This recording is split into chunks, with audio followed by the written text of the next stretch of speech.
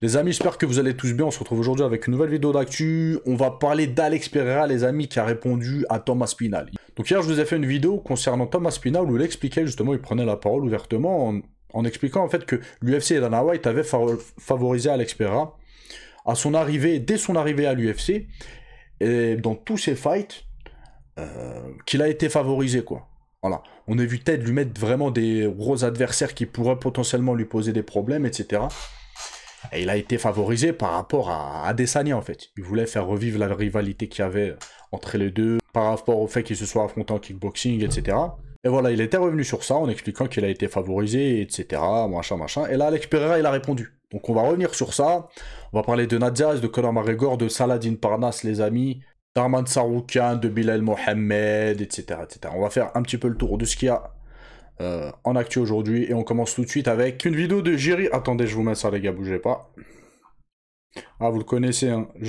On suit souvent ensemble les, les vidéos, les entraînements de Jiri, etc.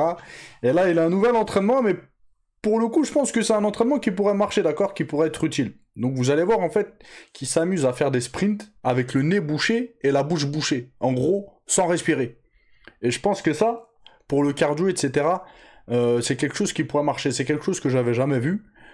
Obstruction totale, j'avais jamais vu. Après, porter des masques qui réduit le taux de CO2 que tu ingères, etc., que tu respires, oui, ça oui. Mais obstruction totale, non, ça, j'avais jamais vu. Donc, on va regarder, les gars. This is like my own upgrade for oxygen advantage breathing. The exercise for 40 seconds. Regardez avec quoi il bouge son nez. Like sprint without breathing, so no mouth breathing, no nose breathing, and everything have to be like closed. So that's why. Avec une pince à linge. C'est un malade, wesh. This is it. Et il s'amuse à sprinter comme ça. And he's very dynamic fighter. Dynamic, hard punches, hard technique, flow in the movement. So I think this will be great. This is like my... Mais ça, les gars, encore une fois, je pense que potentiellement ça pourrait être un exercice qui marche et qui pourrait être bénéfique. Voilà. S'entraîner à haute intensité, enfin un effort court et intense sans respirer, je pense que oui, pour la respiration, ça peut être un plus. On continue, les amis, avec Alex Pereira et Robert Whittaker. Donc il y a Robert Whittaker qui a expliqué qu'il aimerait potentiellement combattre Alex Pereira. Il a dit quoi? Ce ne serait pas mal, ça pourrait être amusant. C'est un combat que j'avais en vue quand il était en poids moyen. Donc les gars, ouais, pourquoi pas voir un combat entre les deux? Potentiellement, ça pourrait faire une belle confrontation de strikers comme ça, etc. Ouais, ça pourrait être sympa. On continue, les amis, avec Ankalaev qui a pris la parole. En fait, il a expliqué pourquoi il a la rage contre Alex Pereira, en fait. Donc Ankalaev dit que les tensions ont commencé quand Alex Pereira a menti sur l'incident du pays. Par rancœur envers lui, ma rancœur envers lui a commencé quand j'ai vu son interview où il disait que je me cachais de lui parce que j'avais peur de lui. Ça m'a vraiment mis en colère. J'ai voulu le confronter et je l'ai croisé au détective privé. Alors je lui ai simplement dit, tu me cherchais? Tu pensais que je me cachais de toi? Eh bien tu m'as trouvé. Pourquoi disais-tu ça alors que ce n'était pas vrai, etc. Et c'est de là que vient cette rancœur. J'avais fait une vidéo, les amis, où il se croise en Kalev, il lui dit « Je suis là, qu'est-ce qu'il y a maintenant ?» Vous voyez? Et l'autre, il est resté assis, il a rien fait. Pourtant, il ouvrait bien sa bouche avant de le rencontrer. Et après, même après, une fois qu'Ankalaev il est parti, il continue à ouvrir sa bouche, à faire le fou. Enfin bref. Continue, les amis, avec Robert Whittaker qui a expliqué qu'en 93 kilos, s'il y avait potentiellement eu un fight entre Daniel Cormier et Alex Pereira, Daniel Cormier, il aurait déglingué Alex Pereira. Après, ça, c'est quelque chose, les amis, c'est que de la spéculation, parce que c'est un combat qui ne s'est pas fait, qui ne se fera sans doute jamais. Donc, on peut que spéculer, on peut pas savoir, d'accord? Ce qu'on dit, ça n'a aucune valeur. Mais sur le papier, c'est clair, à 30 000 % que Daniel Cormier était favori, les gars. C'est simple, l'ancienne génération des 93 kilos avec la nouvelle génération, bah, l'ancienne génération était bien meilleure, les gars. Les Daniel Cormier, les John Jones, etc. Il y a 10 ans en arrière, ça a été la plus grosse époque de cette catégorie-là, en particulier les 93 kilos. Et Daniel Cormier, il y en a beaucoup qui ne le connaissent pas plus que ça, mais avec John Jones, ça a été les mecs les plus dangereux pour moi dans la catégorie des 93 kilos. Daniel Cormier, il est même monté chez les poids lourds. Et il a obtenu une ceinture. D'accord? Il était vraiment dangereux. Donc oui, en 93 kilos, même chez les lourds, si les deux avaient dû s'affronter sur le papier, hein, voilà, Daniel Cormier aurait été largement favori. Voilà. La question ne se pose même pas. On continue les amis, c'est officiel, Bilal Mohamed va affronter Yann Gary au main event de l'UFC Qatar le 22 novembre. Ouais, c'est une confrontation pas mal que...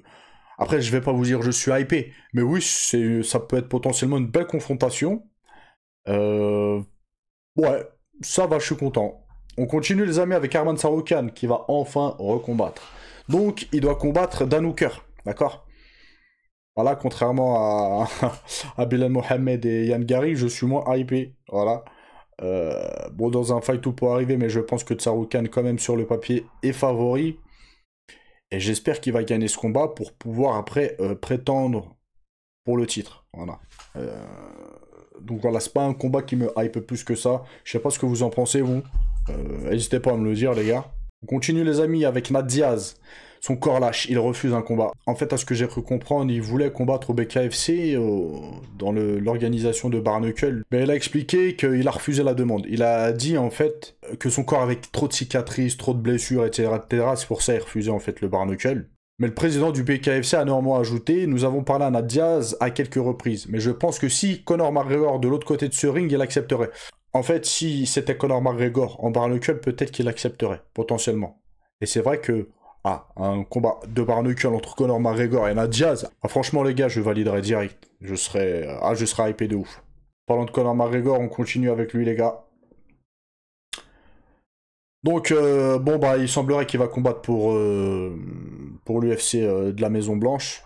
Donc elle a dit quoi? Il me reste 8 mois avant l'événement de la Maison Blanche. Waouh, ça passe vite, hein. C'est une opération de 6 mois, je considère cela comme une opération de 6 mois pour me préparer à ce combat. C'est ma priorité actuelle, je suis impatient de ravir les échelons pour être prêt pour mon retour. Il y a beaucoup en jeu et je suis très excité par cette opportunité.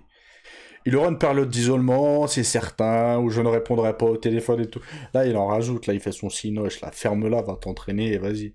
Toutes les personnes impliquées avec moi comprennent que cela arrive.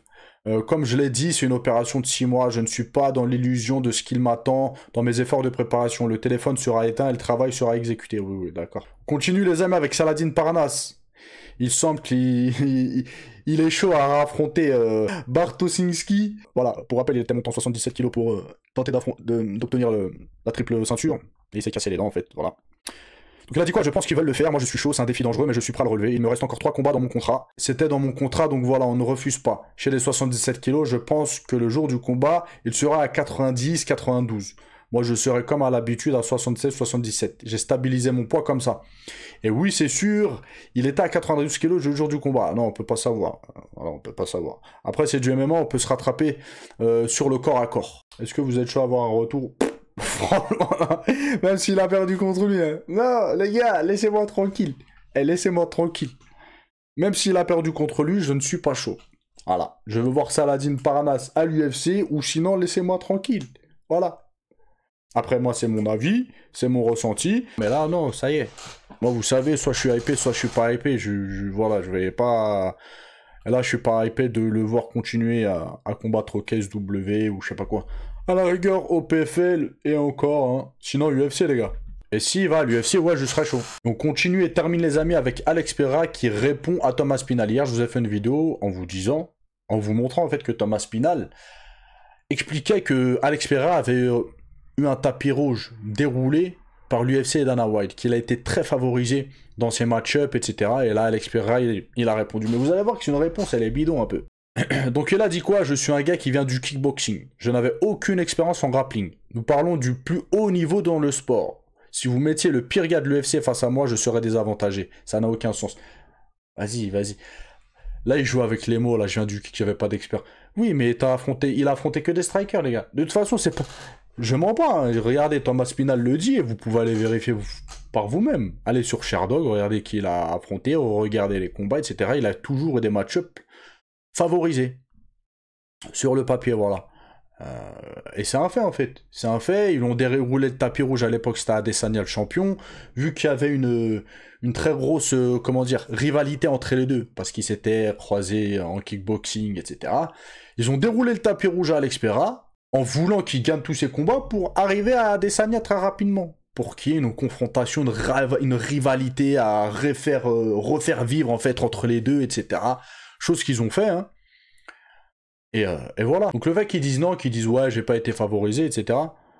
Soit il est en pleine désillusion, soit il sait qu'il ment ouvertement. Voilà.